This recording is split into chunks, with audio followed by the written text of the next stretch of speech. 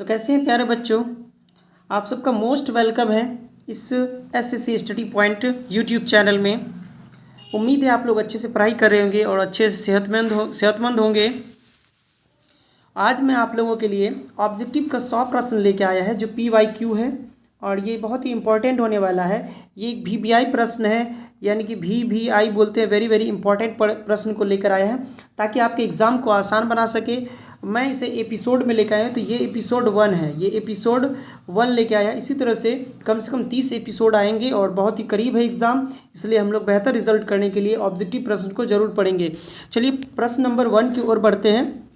पहला प्रश्न है यहाँ पर कह रहा है कि गोलीय दर्पण के परावर्तक पृष्ठ की वृत्ताकार सीमा रेखा का व्यास कहलाता है। ऑप्शन ए है मुख्य फोकस वक्रता त्रिज्या, ऑप्शन बी है वक्रता त्रिज्या, ऑप्शन सी है प्रधान अक्ष, ऑप्शन डी है गोलीय दर्पण। तो इनका जो सही आंसर हो जाएगा, प्रश्न नंबर 1 का जो सही आंसर हो जाएगा, इसका डी हो जाएगा गोलीय दर्पण। अब आप लोग अपना काउंट करते जाएंगे कि मेरा कितना सही हुआ है, क्योंकि यहाँ से ही आपको पता चलेगा कि मेरा कितना प्रश्न सही हुआ और कितनी अच्छी आपकी तैयारी है। तो आप लोग एक कॉपी कलम निकाल लें और इसे नोट करते चलेंगे कि कितना प्रश्न आप लोगों का सही हुआ है। तो प्रश्न नंबर 1 का जो आंसर है वो डी सही है। चलिए प्रश्न नंबर 2 की ओर बढ़ते हैं। अगला प्रश्न है यहाँ पर कह रहा है कि निम्नलिखित में से कौन उत्तल दर्पण की फोकस दूरी है जिसकी वक्रता त्रिज्या 32 सेंटीमीटर है। तो इसका ऑप्शन क्या होगा, +8 हो जाएगा। ऑप्शन ए में +8 सेंटीमीटर, -8। मैं जल्दी जल्दी आप सबों को ऑप्शन और प्रैक्टिस कराता जाऊंगा, तो आप लोग प्रैक्टिस करते जाएंगे। तो इसका जो ऑप्शन नंबर सी हो जाएगा राइट आंसर, इसका ऑप्शन नंबर सी, इसका ऑप्शन नंबर जो सी है वो राइट हो जाएगा। आप लोग इसी तरह से आगे बढ़ते जाएंगे और क्वेश्चन को आराम से पढ़ते जाएंगे और एक कॉपी में नोट करते जाएंगे आपका कितना होगा। लास्ट में आप लोग से पूछेंगे, आप लोग को बताना होगा। चलिए अगले प्रश्न की ओर बढ़ते हैं। अगला प्रश्न कह रहा है यदि किसी बिंब का प्रतिबिंब आवर्धन ऋणात्मक हो तो उस प्रतिबिंब की प्रकृति क्या होगी। तो दोस्तों यहाँ पर ए है वास्तविक को उल्टा, बी है वास्तविक और सीधा, सी है आभासी और सीधा, डी है आभासी तथा उल्टा। तो प्रश्न नंबर 3 का जो राइट आंसर हो जाएगा वास्तविक और उल्टा होता है, आप लोगों ने पढ़ा होगा। इसका जो राइट आंसर हो जाएगा ए हो जाएगा। चलिए प्रश्न नंबर 4 की ओर बढ़ते हैं। अगला प्रश्न है, बोल रहा है कि नेत्र में प्रवेश करने वाली प्रकाश की किरणें अधिकांश अपवर्तन होता है नेत्रोद अंतरपृष्ठ पर या अभिनेत्र के अंतरपृष्ठ पर या कॉर्निया के बाहरी पृष्ठ पर या इनमें से कोई नहीं। तो इसका जो प्रश्न का आंसर हो जाएगा, इसका ऑप्शन नंबर जो राइट हो जाएगा वो हो जाएगा आपको सी वाला ऑप्शन जो है राइट हो जाएगा। इसको लॉक कर दिया जाए और कितने बच्चे का सही हुआ इसे नोट करते चलेंगे आप लोग। चलिए प्रश्न नंबर 5 की ओर बढ़ते हैं। प्रश्न नंबर 5 में कह रहा है कि प्रश्न नंबर 5 है, जब सूर्य का प्रकाश वायुमंडल से गुजरता है तो वायु के सूक्ष्म कण किस रंग के प्रकाश को अधिक प्रबलता से प्रकीर्णन करते हैं। लाल रंग का हो जाएगा, नीला हो जाएगा, नारंगी हो जाएगा, हरा हो जाएगा, नीला हो जाएगा। तो बच्चों इसका आंसर हो जाएगा, क्वेश्चन नंबर 5 का जो आंसर हो जाएगा, इसका राइट आंसर हो जाएगा नीला हो जाएगा। क्योंकि जब सूर्य का प्रकाश जो वायुमंडल से गुजरता है तो उसमें सूक्ष्म कण पर पड़ने के बाद ये विभक्त हो जाती है, जो प्रकाश के प्रकीर्णन के कारण होता है। चलिए अगले प्रश्न की ओर बढ़ते हैं। अगला प्रश्न कह रहा है यहाँ पर कि भारत में उत्पादित प्रत्यावर्ती विद्युत धारा की आवृत्ति है। तो हमारे जो भारत में हम लोग के घर तक बिजली आती है वो कितना हर्ट्ज का आता है, 50। ऑप्शन ए में है 50 हर्ट्ज, ऑप्शन बी में 60 हर्ट्ज है या 70 हर्ट्ज है, 70 है या 80 है यानी 80 है। तो कितना होगा, इसका राइट आंसर हो जाएगा, जो 6 का जो राइट आंसर हो जाएगा ए हो जाएगा। हम लोग के घर में मिनिमम 50 हर्ट्ज तक आते हैं, तो इसका ऑप्शन ए राइट हो जाएगा। चलिए अगले प्रश्न की ओर बढ़ते हैं। अगला प्रश्न कह रहा है यहाँ पर किसी वोल्ट मीटर के स्केल पर ओ भी और एक भी के बीच 20 विभाजन चिन्ह है तो उस वोल्ट मीटर का अल्प मापक यानी लीस्ट काउंट है इसमें। तो इसका राइट आंसर क्या हो जाएगा, जो 7 नंबर का क्वेश्चन है इसका राइट आंसर हो जाएगा इसका बी। तो इसका जो है बी हो जाएगा, तो बी को लॉक कर दिया जाए। चलिए अगले प्रश्न की ओर फटाफट बढ़ते हैं, क्योंकि 100 क्वेश्चन हम लोग को करना है, तो इसलिए जल्दी जल्दी हम लोग प्रश्न को पढ़ेंगे और आगे बढ़ते जाएंगे। अगला क्वेश्चन है यहाँ पर बोल रहा है किसी क्षण चुंबक के अंदर चुंबकीय क्षेत्र रेखाओं की दिशा क्या होती है।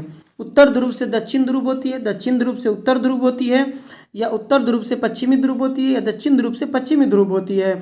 तो 9 का जो राइट आंसर हो जाएगा, इसका राइट आंसर हो जाएगा ए। तो ये इसका राइट आंसर ए है, नोट करते जाएंगे आप लोगों का कितना सही हुआ। चलिए अगले प्रश्न की ओर बढ़ते हैं। अगला प्रश्न है, कह रहा है घरेलू परिपथ विद्युत परिपथ में उदासीन तार का रंग होता है। तो आप लोगों को पता होगा कौन सा होता है। इसका जो राइट आंसर हो जाएगा, इसका सी हो जाएगा, काला होता है उदासीन का, है ना। यानी उदासीन तार का जो रंग होता है वो ब्लैक कलर होता है, काला कलर होता है। इसका राइट आंसर सी हो जाएगा। चलिए अगले प्रश्न की ओर बढ़ते हैं। ये बहुत ही इंपॉर्टेंट प्रश्न है आप लोग के एग्जाम में। अगर आप लोग एग्जाम को फाड़ना चाहते हैं तो इसी तरह से प्रश्न बने रहे और अपने आप को चेक भी कर सकते हैं कि मेरा कितना प्रश्न सही हुआ है। चलिए अगले प्रश्न की ओर बढ़ते हैं। अगला प्रश्न है यहाँ पर, किसी युक्ति में विभक्त वलय द्विक परावर्तन का कार्य करता है। तो कैसा कार्य करेगा? विद्युत जनित्र है, या विद्युत मोटर, या गैल्वेनोमीटर, या वोल्ट मीटर है। तो 11 का जो राइट आंसर हो जाएगा, इसका राइट आंसर हो जाएगा ए हो जाएगा। इसका राइट आंसर ए, हाँ ए ही होगा, विद्युत जनित्र हो जाएगा। चलिए अगले प्रश्न की ओर बढ़ते हैं। अगला प्रश्न है, 11 नंबर हो गया। अगला प्रश्न है, जल विद्युत संयंत्र किस ऊर्जा में रूपांतरित करता है? तापीय ऊर्जा ऑप्शन ए में है, ऑप्शन बी में नाभिकीय ऊर्जा है, ऑप्शन सी में सौर ऊर्जा है, ऑप्शन डी में स्थितिज ऊर्जा है। तो इसका राइट आंसर क्या होगा? स्थितिज ऊर्जा है। तो इसका जो राइट आंसर हो जाएगा, ऑप्शन नंबर इसका डी, इसका सही आंसर इसका हो जाएगा डी हो जाएगा, स्थितिज ऊर्जा हो जाएगा। अगर कोई प्रश्न जल्दी जल्दी में अगर कहीं गलत हो जाए तो आप लोग कमेंट में पास कर देंगे, ताकि मैं इसे कमेंट में पिन कर दूंगा और आप लोगों को पता चल जाए।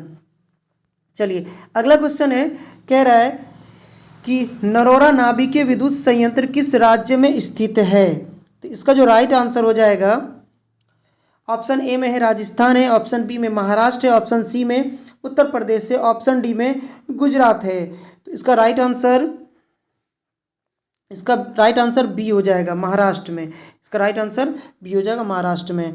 चलिए अब अगला प्रश्न है, अगले प्रश्न की ओर बढ़ते हैं। कह रहा है निम्नलिखित में से कौन सा बुझा हुआ चूना है? तो आप लोगों को इसका सूत्र याद रखना होगा, बुझा हुआ चूना क्लास में आप लोग पढ़े होंगे।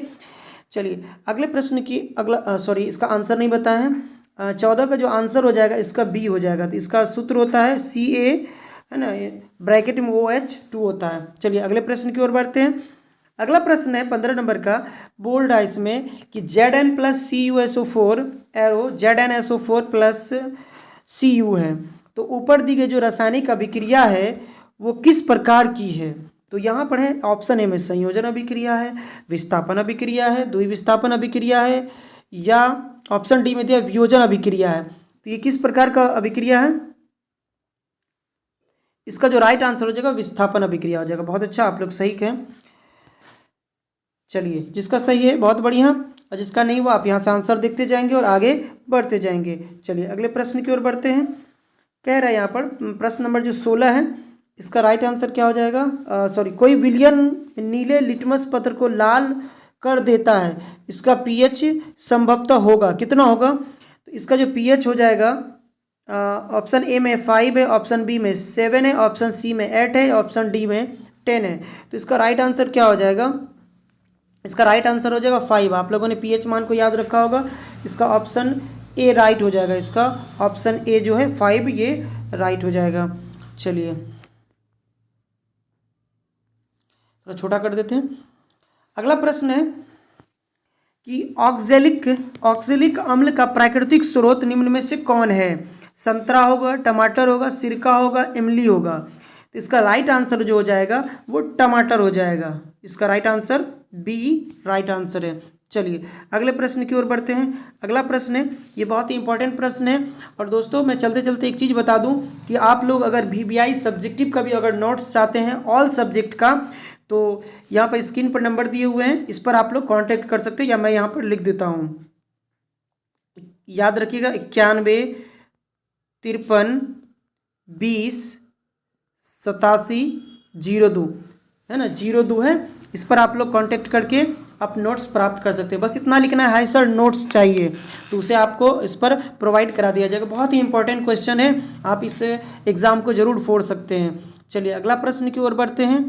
अगला प्रश्न है 18 नंबर, निम्नलिखित में से कौन अधिक अभिक्रियाशील धातु है?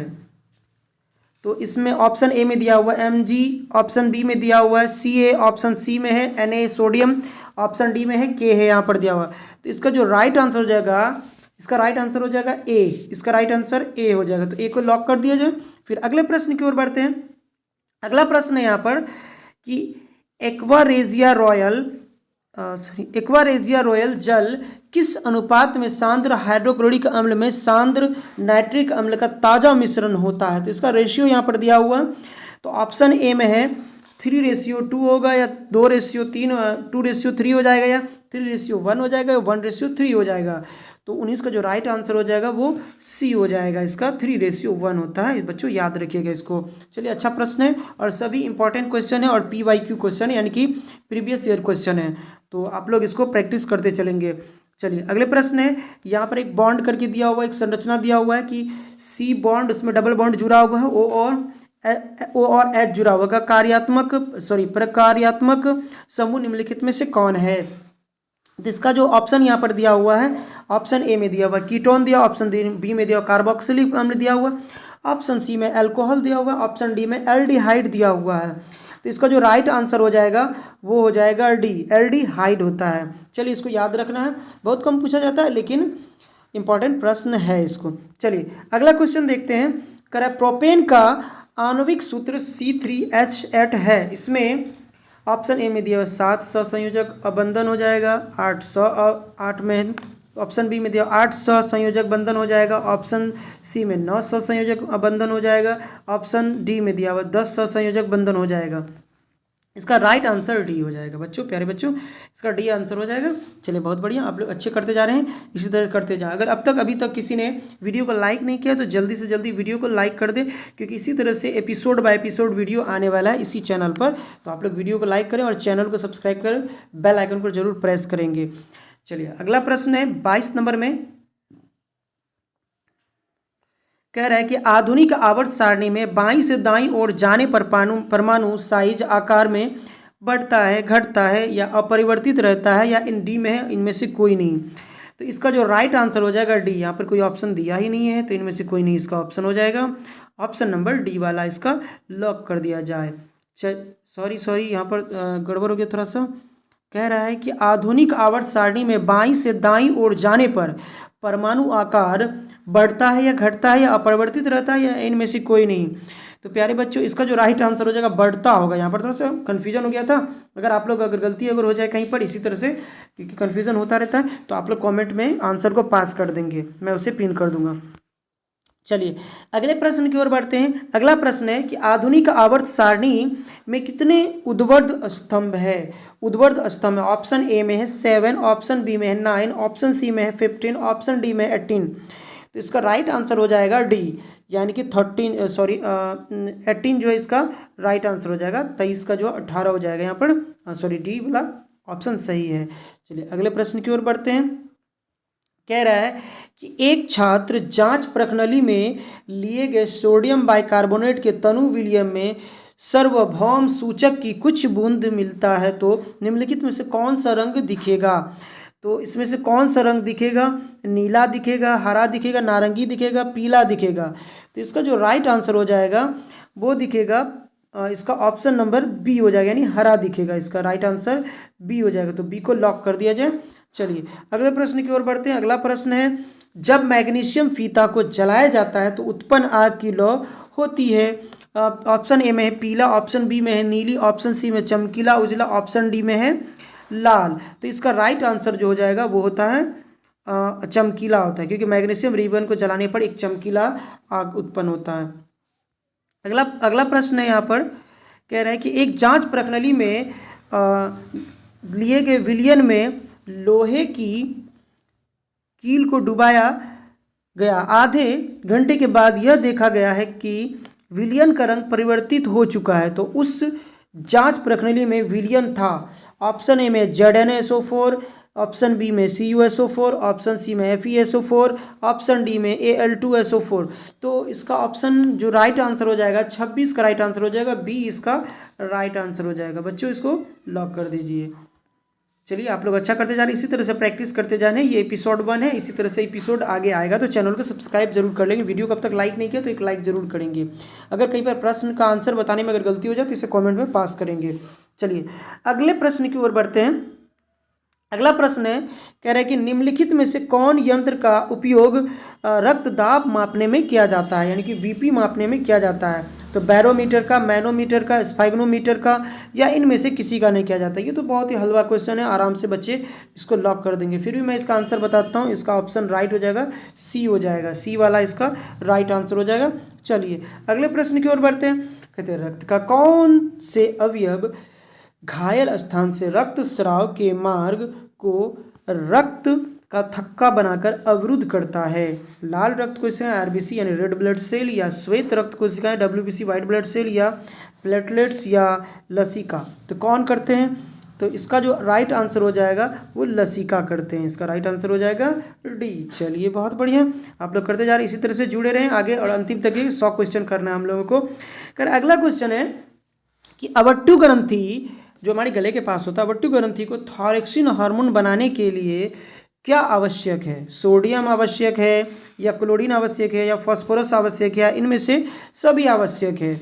तो जो बाबू अवट्टु ग्रंथि को थायरोक्सिन हार्मोन बनाने के लिए इसको जरूरी होता है, सभी का जरूरत होता है, यानी सोडियम भी चाहिए होता है, क्लोरीन भी चाहिए होता है, फास्फोरस भी चाहिए होता है। तो इनमें से सभी कहाँ पर है? यहाँ पर ऑप्शन डी में है, इनमें से सभी। तो इसका ऑप्शन जो डी है ये राइट आंसर हो जाएगा। चलिए अगले प्रश्न की ओर बढ़ते हैं। अगला प्रश्न यहाँ पर कह रहा है 31 नंबर का ना, हाँ सॉरी 30 नंबर का। कह रहा मस्तिष्क का कौन सा भाग मस्तिष्क का कौन सा भाग शरीर की स्थिति तथा संतुलन का अनुरक्षण करता है? अग्र मस्तिष्क करता है, मध्य मस्तिष्क करता है, अनुमस्तिष्क करता है, इनमें से सभी करता है। तो इसका राइट आंसर हो जाएगा अनुमस्तिष्क हो जाएगा। इसका राइट आंसर सी हो जाएगा। सी वाला को लॉक कर दिया जाए। फिर से अगला प्रश्न है यहाँ पर कि क्या कह रहे हैं कि पादप हार्मोन साइटोकाइनिन का सहायक है। साइटोकिनिन सहायक होता है परअणुओं के अग्रभाग की लंबाई वृद्धि के लिए, या तने की वृद्धि के लिए, या पादप की प्रकाश की ओर मोड़ने के लिए, या इनमें से सभी के लिए। तो पादप हार्मोन जो है साइटोकिनिन किसमें सहायक होता है? तो इसका जो राइट आंसर हो जाएगा सभी में होता है प्यारे बच्चों। तो इसका राइट आंसर हो जाएगा डी हो जाएगा। चलिए बहुत बढ़िया, अगले क्वेश्चन की ओर बढ़ते हैं। अगला क्वेश्चन है यहाँ पर, हाइड्रा में प्रजनन की विधि निम्नलिखित में से कौन है? कायिक प्रवर्धन है, बीजाणु समासंघन है, या इसका क्या हो जाएगा समासंघ है, या मुकुलन है, या विखंडन है? तो इसका जो राइट आंसर हो जाएगा क्या हो जाएगा प्यारे बच्चों? इसका राइट आंसर फिर से एक बार प्रश्न पढ़ लेते हैं। हाइड्रा में प्रजनन की विधि निम्नलिखित में से कौन है? कायिक प्रवर्धन है, बीजाणु है, या मुकुलन है, या विखंड? अरे ये तो बहुत आसान क्वेश्चन था, थोड़ा सा माइंड डाइवर्ट होने के कारण। चलिए बस इसका राइट आंसर हो जाएगा सी हो जाएगा, है ना। सी की तरह मुकुलन, हाँ सी हो जाएगा, इसका राइट आंसर हो जाएगा। चलिए अगले प्रश्न की ओर बढ़ते हैं। अगला प्रश्न है, पुष्प का कौन सा भाग परागकण बनाता है? थोड़ा सा वीडियो लंबा ना हो इसलिए हम वीडियो को थोड़ा सा फास्ट करेंगे अब यहाँ से। बाह्य दल है ना, पंखुड़ी, पुंकेसर, स्त्री केसर। तो इसका जो राइट आंसर हो जाएगा सी हो जाएगा। इसका राइट आंसर पुंकेसर होता है, यानी पुष्प का कौन सा भाग जो है परागण बनाता है, यानी नर भाग होता है पुंकेसर। ये भी याद रखेंगे आप लोग। निम्न में से कौन मानव में मादा तंत्र का भाग नहीं है, यानी मादा तंत्र का भाग नहीं है? तो इसका राइट आंसर हो जाएगा शुक्रवाहिका नहीं होता। अब हम फटाफट वीडियो को आगे बढ़ाते जाएंगे क्योंकि टाइम ज़्यादा हो जाएगा। बच्चों आप लोग भी वीडियो को स्किप करके भाग जाते हैं, इसलिए मैं थोड़ा सा। चलिए अगला क्वेश्चन है, वंशागत नियमों का प्रतिपादन किसने किया था? ये तो बहुत सिंपल क्वेश्चन है। चार्ल्स डार्विन ने किया था, रॉबर्ट हुक ने किया था, जे.जी. बॉस ने किया था, ग्रेगर जॉन मेंडल ने किया था। आप लोग इस क्वेश्चन को कमेंट में पास करेंगे, मैं आप लोगों के लिए छोड़ रहा हूँ, यानी तो आप लोग अगर पूछेंगे तो मैं बता दूंगा। इसका ऑप्शन होता है डी, ग्रेगर जॉन मेंडल ने किया था। चलिए अगला क्वेश्चन है यहाँ पर कि स्त्रियों में लिंग गुणसूत्र का युग्म होता है। ये तो बहुत हलवा क्वेश्चन है, जो बच्चे पढ़े होंगे आराम से उसको पता होगा। तो इसका राइट आंसर होता है एक्स, एक्स हो जाता है, यानी कि बी हो जाएगा। चलिए अगले प्रश्न की ओर बढ़ते हैं। अगला प्रश्न है कि मंड परीक्षण के लिए हरी पत्ती डालने से पहले पत्ती को अल्कोहल में उबाला जाता है। क्यों उबाला जाता है? मंड को मंड को घोलने के लिए, क्लोरोफिल को घोलने के लिए, या पत्ती को मुलायम करने के लिए, या इनमें से सभी के लिए। तो इसका राइट आंसर हो जाएगा इनमें से सभी के लिए किया जाता है कि बाबू घोलने से सब कुछ हो जाता है इसमें ना। चलिए अगले प्रश्न की ओर बढ़ते हैं। कर स्लाइड को सर्वप्रथम कंपाउंड माइक्रोस्कोप से देखा जाता है। 5x पर, 10x पर, 25x पर या 45x पर देखा जाता है। तो इसका राइट आंसर हो जाएगा बी, 10x पर देखा जाता है इसको। चलिए अगले प्रश्न की ओर बढ़ते हैं। अगला प्रश्न है यहाँ पर, कह रहा है दो तंत्रिका कोशिकाओं के मध्य खाली स्थान को कहते हैं ध्रुमिका या सिनेप्स या एक्सॉन या आवेग, क्या कहते हैं? तो इसका राइट आंसर हो जाएगा बी, सिनेप्स कहा जाता है। बहुत बढ़िया। चलिए आगे बढ़ते हैं। निम्नलिखित से कौन आहार श्रृंखला का निर्माण करता है? यहाँ तो सिंपल है, इसको थोड़ा सा याद रखना होगा आप लोगों को। कि कह रहा है कि निम्न में से कौन आहार श्रृंखला का निर्माण करता है? तो घास है, गेहूं है तथा आम है, या घास, बकरी तथा मानव। ऑप्शन सी में बकरी, गाय तथा हाथी। ऑप्शन डी में घास, बकरी तथा मछली। तो 40 का जो राइट आंसर हो जाएगा वो हो जाएगा घास, बकरी तथा मानव। ये अच्छा है, एक सारणी बना रहा है यहाँ से। चलिए अगला क्वेश्चन है,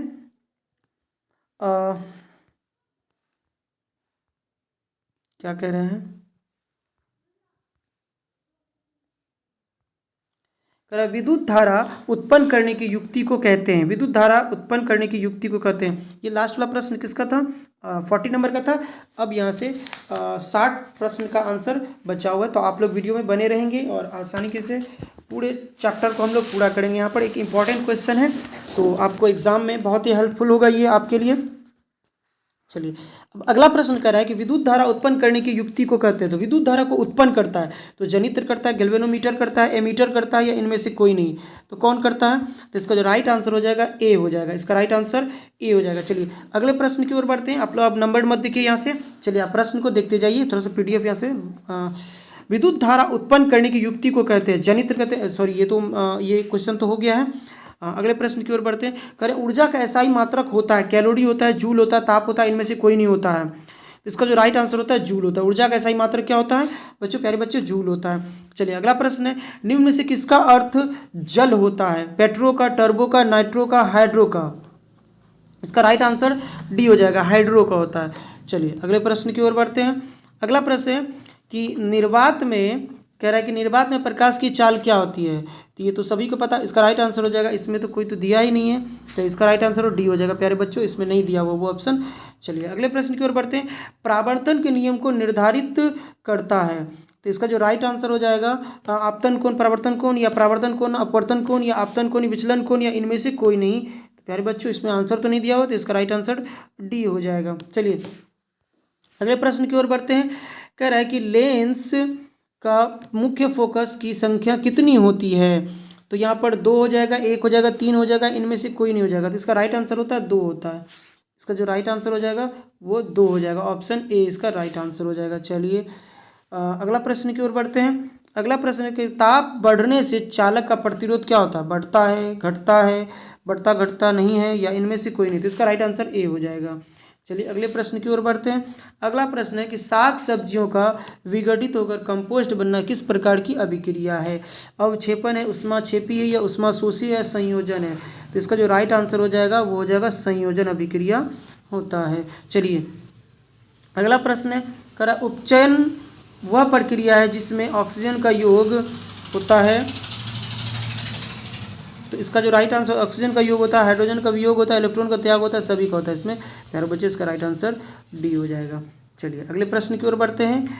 ये विद्युत अपघटन में इलेक्ट्रॉन मुक्त होता है एनोड पर, कैथोड पर, दोनों पर, या इनमें से कोई नहीं। इसका राइट आंसर हो जाएगा एनोड पर, है ना, पॉजिटिव करंट जिस पर होता है। चलिए कह रहा है कि सक्रियता श्रेणी में सबसे अधिक क्रियाशील धातु है। तो Au हो जाएगा, Na हो जाएगा, Hg हो जाएगा, Cu हो जाएगा। तो इसका जो राइट आंसर हो जाएगा ए हो जाएगा। सक्रिय श्रेणी में सबसे अधिक होता है, सक्रियता श्रेणी में सबसे अधिक होता है। एक मिनट प्यारे बच्चों, अरे ये क्या हो गया प्यारे बच्चों, तो थोड़ी सी यहाँ पर गलती हो गई थी। सक्रियता श्रेणी में जो सबसे अधिक क्रियाशील होता है वो तो सोडियम होता है ना। सोडियम हाथ में लेने पर अभिक्रिया कर लेता है, वायु से भी अभिक्रिया कर लेता है, इसीलिए इसे केरोसिन में डुबाकर रखा जाता है। चलिए इसका जो ऑप्शन हो जाएगा वो हो जाएगा बी हो जाएगा। चलिए अगले प्रश्न की ओर बढ़ते हैं। अगला प्रश्न कह रहा है कि एल्डिहाइड श्रेणी के सदस्यों का क्रियाशील समूह होता है, तो इसका जो राइट आंसर हो जाएगा वो हो जाएगा सी। इसका राइट आंसर सी। इस तरह से आप लोग देख लेंगे, यहाँ पर देखते जाएंगे और फटाफट आगे बढ़ते जाएंगे। चलिए अगले प्रश्न की ओर बढ़ते हैं।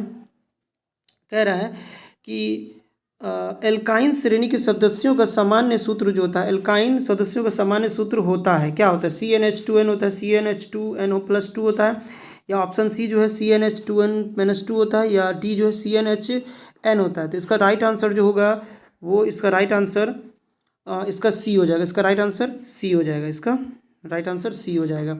चलिए अगले प्रश्न की ओर बढ़ते हैं कि 1 pm यानी पिकोमीटर बराबर होता है, कितना होता है? तो इसका जो राइट आंसर हो जाएगा ए हो जाएगा। चलिए इसका राइट आंसर ए हो जाएगा। अगले प्रश्न की ओर बढ़ते हैं। अगला प्रश्न यहाँ पर कह रहा है कि निम्नलिखित में से नर युग्मक कौन है? नर युग्मक कौन है? शुक्राणु है, अंडाणु है, योनि है, फ्लोपियन ट्यूब है। तो बहुत आसान क्वेश्चन है। नर युग्मक कौन सा होगा? तो इसका राइट आंसर हो जाएगा ए हो जाएगा। चलिए अगले प्रश्न की ओर बढ़ते हैं। अगला क्वेश्चन है, कह रहा है जिब्रेलिन है, हार्मोन है, वसा है, एंजाइम है, कार्बोहाइड्रेट है। तो दोस्तों जिब्रेलिन एक हार्मोन होता है, तो इसका राइट आंसर ए हो जाएगा। अगले प्रश्न की ओर बढ़ते हैं। पादप फ्लोएम उत्तरदायी है, जल पादक जो फ्लोएम होता है, यानी एक ट्रिक याद रखिएगा दोस्तों यहाँ पर कि ज से जाइलम तो जल वाहक हो जाएगा, फ से फ्लोएम यानी फूड वाहक हो जाएगा।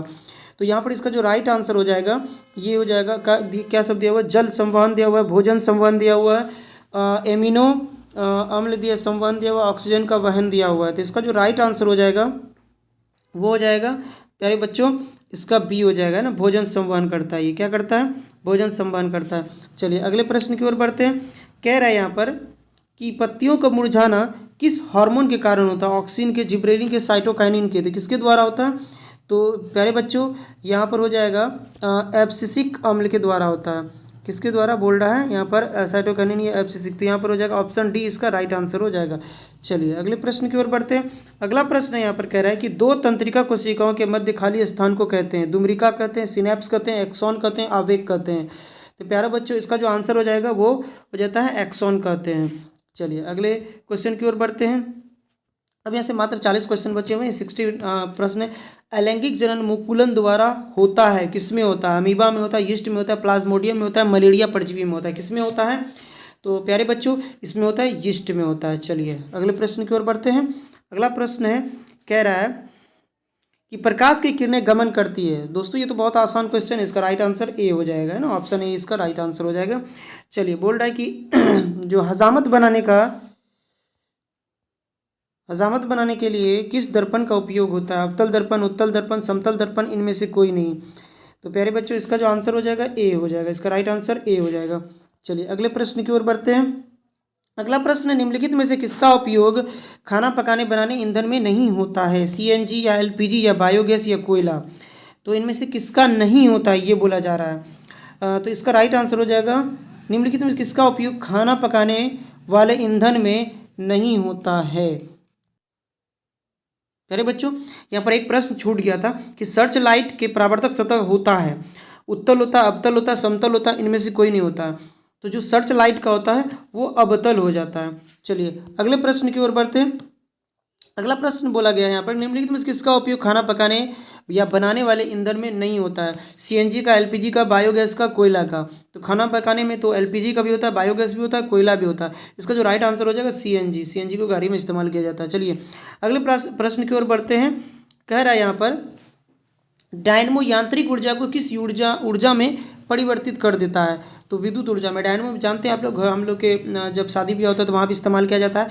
ध्वनि ऊर्जा में, विद्युत ऊर्जा में, सौर ऊर्जा में, इनमें से कोई नहीं। तो इससे बिजली पैदा करते हैं हम लोग, है ना, तो विद्युत ऊर्जा में बदल देता है। इसका राइट आंसर बी हो जाएगा। चलिए अगले प्रश्न की ओर बढ़ते हैं। कह रहा है घरों में विद्युत से दुर्घटना किसके कारण होती है? फ्यूज तार से, शॉर्ट सर्किट से, उच्च धारा प्रवाहित होने से। तो बाबू पता है सभी को शॉर्ट सर्किट होता है। कोई भी कहता है क्या हुआ था? शॉर्ट सर्किट हो गया था। अगले प्रश्न की ओर बढ़ते हैं कि आंख व्यवहार होता है, आंख कैसा व्यवहार करता है? तो अब इसका अवतल दर्पण की तरह या उत्तल लेंस की तरह या समतल दर्पण की तरह या इनमें से कोई नहीं। तो इसका जो राइट आंसर हो जाएगा उत्तल दर्पण की तरह, है ना, उत्तल लेंस की तरह इसका इस्तेमाल होता है। अगला प्रश्न कह रहा है कि खड़िया का रासायनिक सूत्र क्या होगा? खड़िया का रासायनिक सूत्र क्या होगा? तो खड़िया का रासायनिक सूत्र MgCO3 है, CO है, CaCO3 और CaSCO3 होल 2 है। तो इसका क्या हो जाएगा? राइट आंसर जो इसका हो जाएगा, इसका राइट आंसर हो जाएगा C हो जाएगा। चलिए अगले प्रश्न की ओर बढ़ते हैं।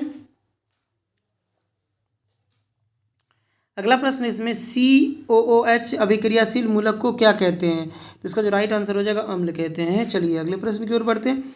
अगला प्रश्न है यहाँ पर, किसी भी अम्लीय, अरे ये क्या हो गया, इसका जो राइट आंसर हो जाएगा B हो जाएगा। चलिए अगले प्रश्न की ओर बढ़ते हैं। कह रहा है किसी भी अम्लीय विलयन का pH होता है, तो अम्लीय विलयन का pH वो 7 से कम होता है। चलिए इसका राइट आंसर C हो जाएगा। फटाफट आप लोग देखते जाइए। कह रहा है कि पारे का अयस्क होता है, पारे का अयस्क कैसा होता है? बॉक्साइट होता है, हेमाटाइट होता है, मैग्नेटाइट होता है या सीनेबार होता है? तो इसका जो राइट आंसर हो जाएगा, इसका राइट आंसर हो जाएगा सीनेबार होता है। इसका राइट आंसर अरे ये क्या हो गया, सीनेबार होता है। इसका राइट आंसर D हो जाएगा। इसका राइट आंसर D हो जाएगा। चलिए अगले प्रश्न की ओर बढ़ते हैं। अगला प्रश्न है, बोल रहा है यहाँ पर कि एक अणुसूत्र परंतु विभिन्न संरचना सूत्र वाले यौगिक कहलाते हैं, बहुलक होते हैं, अपरूप होते हैं, साम्यावी होते हैं या कोई नहीं होते हैं? तो इसका जो राइट आंसर हो जाएगा, इसका कोई नहीं होता है। इसका राइट आंसर D हो जाएगा। इसका राइट आंसर D हो जाएगा। इसका राइट आंसर D हो जाएगा प्यारे बच्चों। चलिए अगले प्रश्न की ओर बढ़ते हैं। निम्नांकित में कौन परबल अम्ल है? निम्नांकित में कौन परबल अम्ल है? तो H2SO4 हो जाएगा या HCl हो जाएगा, HNO3 हो जाएगा या सभी हो जाएगा? तो इसका जो राइट आंसर हो जाएगा वो सभी हो जाएगा प्यारे बच्चों। तो इसका राइट आंसर हो जाएगा सभी हो जाएगा। इसका D हो जाएगा। इसको लॉक कर दिया जाए। चलिए अगले प्रश्न की ओर बढ़ते हैं। अगला प्रश्न है कि आधुनिक आवर्त सारणी में क्षैतिज कतारों की संख्या होती है 18 होती है, 7 होती है, 16 होती है या 10 होती है? तो प्यारे बच्चों इसका जो राइट आंसर हो जाएगा वो B हो जाएगा। एक बार पीरियडिक टेबल आप लोग देख लेंगे। चलिए अगला प्रश्न है कि रक्त का थक्का बनाने में सहायक होता है, तो इसका जो राइट आंसर हो जाएगा C हो जाएगा। रक्त बिंबाणु होता है, रक्त बिंबाणु होता है। अगले प्रश्न की ओर बढ़ते हैं। अगला कह रहा है कि वीर्य की संरचना एवं क्रियात्मक इकाई को क्या कहते हैं? क्या है? ग्लोमेरुलस कहते हैं या वोमन कहते हैं, कैप्सूल कहते हैं, मूत्रवाहिनी कहते हैं, नेफ्रॉन कहते हैं? तो प्यारे बच्चों इसका जो राइट आंसर हो जाएगा, इसका राइट आंसर D हो जाएगा। नेफ्रॉन कहते हैं, आप लोग जानते होंगे है ना, इसको नेफ्रॉन कहते हैं। चलिए अगले प्रश्न की ओर बढ़ते हैं। एक कोशिकीय शैवाल में जल का परिवहन डैश डैश द्वारा होता है, प्रासरण द्वारा होता है, विसरण द्वारा होता है, अवशोषण द्वारा होता है या रसारोहण द्वारा होता है? तो इसका जो राइट आंसर हो जाएगा, इसका राइट आंसर B हो जाएगा ना, विसरण द्वारा होता है। चलिए अगले प्रश्न की ओर बढ़ते हैं। कह रहा है मस्तिष्क उत्तरदायी है किसके लिए है? सोचने के लिए है, हृदय स्पंदन के लिए है या शारीरिक संतुलन के लिए है या सभी के लिए है? इसका जो राइट आंसर हो जाएगा सभी के लिए हो जाएगा प्यारे बच्चों, क्योंकि बिना मस्तिष्क के हम लोग कुछ नहीं कर सकते। माइंड डेड यानी पूरा शरीर डेड हो जाएगा। चलिए अगले प्रश्न की ओर बढ़ते हैं। परागकोश में होता है पंखुड़ी, बीजाणु, अंडक, परागकण। तो क्या होता है परागकोश में? क्या होता है? ये नर भाग होता है, तो आप लोग समझ सकते हैं। परागकोश में क्या होता है? पंखुड़ी तो बीजाणु होती है, अंडक होती है या परागकण होता है? ये तो बहुत ही आसान क्वेश्चन है। इसका आंसर D हो जाएगा। परागकण होता है, जिसे फूल चूसने के लिए, फूल पर चूसने के लिए आते हैं, तितली आते हैं। अगला प्रश्न है यहाँ पर कि एक वयस्क मनुष्य के कितने दांत होते हैं? कहता तुम्हारा 32 ही झाड़ देंगे। दोस्तों आप लोगों को पता होगा, तो इसका राइट आंसर आप लोग कॉमेंट में बताएंगे, हम इसका आंसर नहीं बताने वाले। चलिए अगले क्वेश्चन की ओर बढ़ते हैं। कह रहा है विद्युत फ्यूज विद्युत धारा के किस सिद्धांत पर कार्य करता है? उष्मीय पर करता है, चुंबकीय पर करता है, रासायनिक पर करता है, इनमें से कोई नहीं? तो किस पर करता है? विद्युत चुंबकीय किस पर काम करता है? इसका जो राइट आंसर हो जाएगा प्यारे दोस्तों, तो इसका जो राइट आंसर हो जाएगा वो हो जाएगा उष्मीय प्रवाह पर काम करता है। चलिए अगले प्रश्न की ओर बढ़ते हैं। अरे ये क्या हो गया, हाँ अगला प्रश्न है यहाँ पर, तो इसको बड़ा कर लेते हैं। कह रहा है किसी कुंडली का प्रतिरोध ज्ञात करने का सूत्र है, किसी कुंडली का प्रतिरोध ज्ञात करने का उसका सूत्र है। प्यारे बच्चों इसका जो राइट आंसर हो जाएगा B हो जाएगा, यानी R=V/I होता है। अगला प्रश्न की ओर बढ़ते हैं। अगला प्रश्न है बैटरी किस प्रकार की धारा प्राप्त होती है? बैटरी में दिष्ट धारा यानी DC करंट, प्रत्यावर्ती धारा यानी AC करंट, और A और B दोनों, या इनमें से कोई नहीं। तो जो डीसी करंट होती है, डायरेक्ट करंट होती है, वो बैटरी में ही होता है। तो बैटरी में कैसा करंट हो जाता है, तो इसका राइट आंसर हो जाएगा ए हो जाएगा। बहुत ही अच्छा। चलिए अगले क्वेश्चन की ओर बढ़ते हैं। फिर से लगता है रिपीटेड क्वेश्चन दे दिया। अगर कोई रिपीटेड क्वेश्चन कोई दिक्कत नहीं, पढ़ लेंगे, वो ज़्यादा इंपॉर्टेंट इसलिए रिपीटेड क्वेश्चन है। दाढ़ी बनाने में किस प्रकार के दर्पण का उपयोग किया जाता है? ऊपर आप लोग पढ़ेंगे हजामत के बारे में। तो यहाँ अवतल या उत्तल या समतल या इनमें से कोई नहीं। तो दाढ़ी बनाने के लिए जो किया जाता है, अवतल दर्पण का इस्तेमाल किया जाता है यहाँ पर, प्यारे बच्चों। चलिए अगले प्रश्न की ओर बढ़ते हैं। कह रहा है यहाँ पर, ये क्या हो गया, हाँ, तो अगला है विभवांतर का एसआई मात्रक होता है, वोल्ट होता है, एम्पियर होता है, कूलाम होता है। तो विभवांतर का जो एसआई मात्रक होता है, अरे ये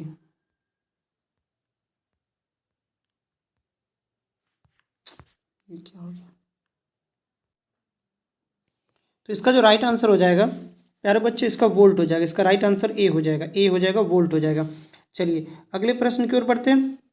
अगला प्रश्न है, कह रहा है कि प्रकाश के अपवर्तन के कितने नियम होते हैं? तो हलवा क्वेश्चन था, इसका राइट आंसर 2 हो जाएगा। इसका है ना बी हो जाएगा, ऑप्शन बी इसका राइट आंसर हो जाएगा।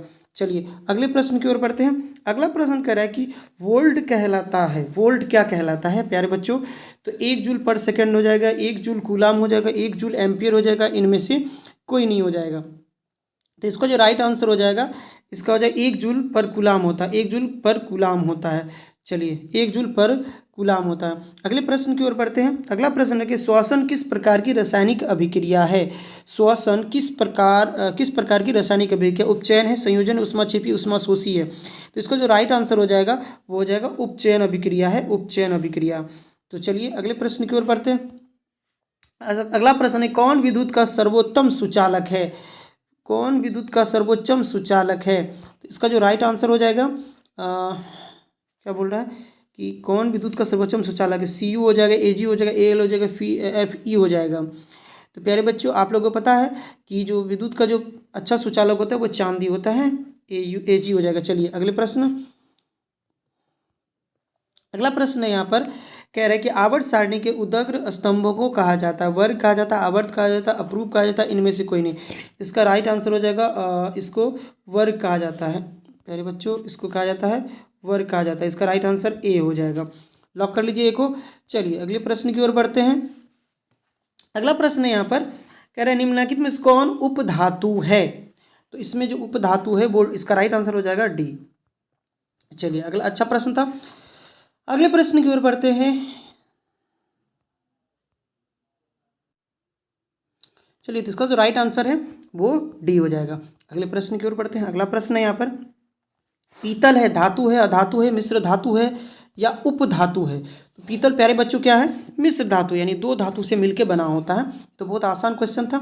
चलिए अगले प्रश्न की ओर बढ़ते हैं। अम्लीय विलयन का पीएच मान होता है? इससे पहले भी इस क्वेश्चन को करा चुके हैं, यानी रिपीटेड क्वेश्चन है, अच्छा क्वेश्चन है ये। तो 7 से कम होता है, जिसको पता होगा अच्छे से मार लिए होंगे। चलिए अगले क्वेश्चन की ओर बढ़ते हैं। आपको बताया सरलतम हाइड्रोकार्बन है, मीथेन है, इथेन है, प्रोपेन है, ब्यूटेन है। तो इनका जो राइट आंसर हो जाएगा ए हो जाएगा, मीथेन होगा प्यारे बच्चों। चलिए बहुत बढ़िया। अगले प्रश्न की ओर बढ़ते हैं कि कुटपाद किसमें पाया जाता है? कुटपाद किसमें पाया जाता है? पैरामीशियम में, यूग्लिनिया में, अमीबा में, इनमें से किसी में नहीं। तो इसका जो राइट आंसर हो जाएगा वो हो जाएगा अमीबा में होता है। प्यारे बच्चों आप लोग जानते हैं कि कुटपाद के द्वारा ही ये भोजन करता है। अगले प्रश्न की ओर होते हैं, कह रहे हैं कि पुष्पी पौधों में लैंगिक जनन होता है। पुष्पी पौधों में लैंगिक जनन होता है पत्तियों द्वारा, फूलों द्वारा, तना द्वारा, इनमें से कोई नहीं। तो आप लोगों से भी पता है कि फूलों द्वारा जो पौधे हैं लैंगिक जनन करते हैं। चलिए अगले प्रश्न की ओर बढ़ते हैं। अगला प्रश्न है यहाँ पर, कह रहा है निम्न में से कौन उत्सर्जी अंग है? वृक्क है, अग्नाशय है, आँख है। तो हम लोग को पता है कि ना इनसे कुछ करते हैं, आँख से ना कुछ करते हैं, ना अग्नाशय से। तो इनका जो राइट आंसर हो जाएगा वो हो जाएगा प्यारे बच्चों ए हो जाएगा, वृक्क के द्वारा हम लोग जो वेस्ट मटेरियल को बाहर निकालते हैं। चलिए अच्छी बात है, आप लोग का क्वेश्चन का आंसर अच्छा जा रहा होगा, इसका मतलब आपकी तैयारी तगड़ी है। अगले क्वेश्चन, शुक्राणु बनाता है वृषण में, मूत्राशय में, गर्भाशय में, अंडाशय में। तो किस में बनाता है? इसका जो राइट आंसर हो जाएगा, इसका हो जाएगा वृषण में बनता है। ये तो बहुत आसान क्वेश्चन था, वृषण में। चलिए अगले प्रश्न की ओर बढ़ते हैं। अगला क्वेश्चन है, निम्न में से कौन प्राकृतिक संसाधन नहीं है? जो प्राकृतिक में संसाधन नहीं है प्यारे बच्चों, तो कह रहा है कि वायु है, मृदा है, जल है, जीवधारी है। तो प्राकृतिक संसाधन नहीं है। गौर से आप अगर देखेंगे यहाँ पर तो जीवधारी जो है प्राकृतिक संसाधन नहीं है। चलिए अगले प्रश्न की ओर बढ़ते हैं। अरे भाई तू इधर आ। चलिए अगला प्रश्न है यहाँ पर, शायद ये अंतिम प्रश्न होगा, तो इसके नीचे इसका आंसर है। अब लास्ट और अंतिम प्रश्न है, कह रहा है कि इंसुलिन की कमी से होता है घेंगा, बौनापन, मधुमेह। तो ये बहुत ही आसान क्वेश्चन मैंने लास्ट में डाल रखा है इसे। इसका जो राइट आंसर हो जाएगा सी हो जाएगा। प्यारे बच्चों, आप लोग को वीडियो कैसा लगा कमेंट में जरूर बताएंगे। आप लोग को कितना अंक आया है कमेंट में जरूर पास करेंगे।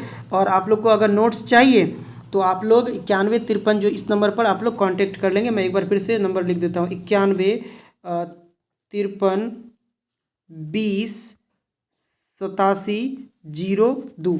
आप लोग इस नंबर को नोट कर लें और 9153208702। अब इस पर व्हाट्सअप करेंगे सर नोट्स चाहिए, आप लोग को ऑल सब्जेक्ट का क्रैश कोर्स का नोट्स मिल जाएगा। तब तक के लिए गुड बाय, और अच्छे से आप लोग तैयारी करते रहिए एकदम, और एग्ज़ाम को फोड़ते रहेंगे। तो आगे वीडियो में आप लोग चैनल को सब्सक्राइब कर लेंगे, क्योंकि इसके बाद जो आने वाला एपिसोड 2 आने वाला है।